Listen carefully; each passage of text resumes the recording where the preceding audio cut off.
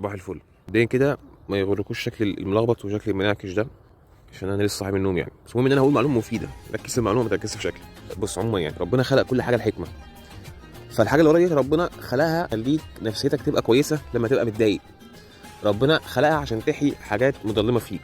ربنا خلقها عشان فيها تجلي لاسم ربنا الحي.